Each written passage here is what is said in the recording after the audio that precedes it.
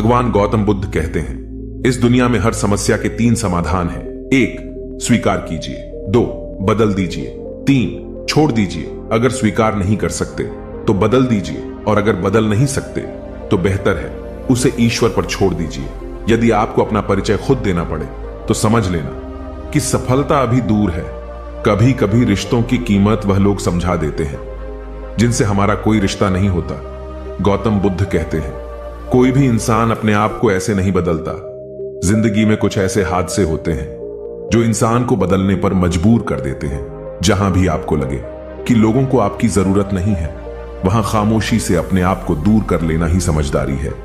जिस प्रकार वाहन तेल के बिना नहीं चल सकता, उसी प्रकार मनुष्य भगवान की कृपा दृष्टि के बिना जीवन में सफल नहीं हो सकता। जीवन में कोई काम करने से पहले एक बार भगवान का स्मरण जरूर करना कि मैं जो करने जा रहा हूं वह भगवान को स्वीकार होगा या नहीं।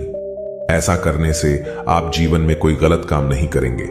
भीड़ में सब लोग अच्छे नहीं होते और अच्छे लोगों की भीड़ नहीं होती। दुनिया में सबसे ज्यादा सपने इसी बात ने तोड़े हैं कि लोग क्या कहेंगे। बड़ी मुश्किल से मिलती है इस बात की समझ कि हम ना समझ हैं। एक शहर में 2 दोस्त रहते थे। एक दिन वो दोनों दोस्त समुद्र के किनारे शंख इकट्ठा करने के लिए गए ताकि उन शंखों को बेचकर वो अपने लिए कुछ पूंजी जमा पाए। दोनों दोस्त शंख इकट्ठा कर ही रहे थे, तभी पहले वाले दोस्त को एक बड़ा सा शंख मिला।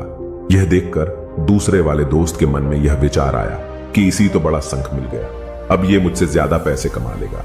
तो फिर उसने सोचा कि मैं इससे भी बड़ा शंख ढूंढूंगा ताकि मैं ज्यादा पैसे कमा पाऊं। अब लग गया बड़े शंख की तलाश में। उसने खूब ढूंढा, खूब मेहनत की, लेकिन फिर भी उसे बड़ा शंख हासिल नहीं हुआ।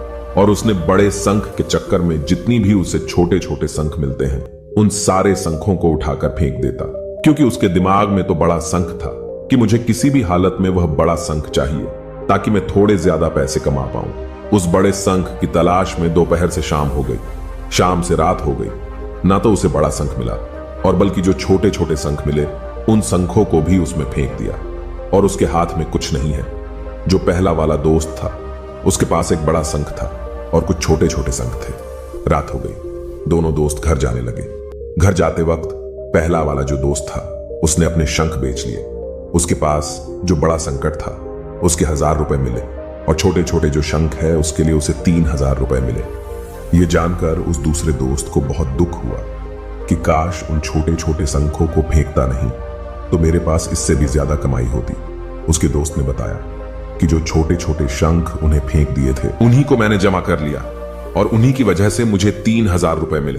और यह जानकर दूसरा वाला दोस्त और भी ज्यादा निराश हो जाता है। दोस्तों, इस कहानी से हमें यही सीख मिलती है, हम कुछ बड़ी बड़ी चीजों के चक्कर में कई सारे छोटे छोटे मौके हाथ से गवा देते हैं।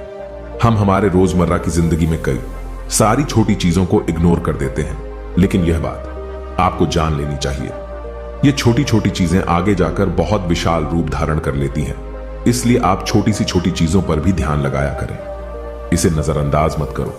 आगे जाकर आपको उसकी अहमियत पता चले कि मैं यह भी नहीं कह रहा कि आप छोटा सोचें और छोटा ही करें।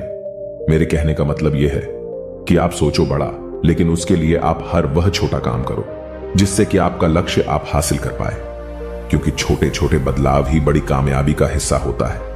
तो दोस्तों, इस बुद्धवाणी में बस इतना ही। दोस्तों, मिलते हैं अगले वीडियो में। अपना ख्याल रखना। धन्यवाद। नमो बुद्धाय।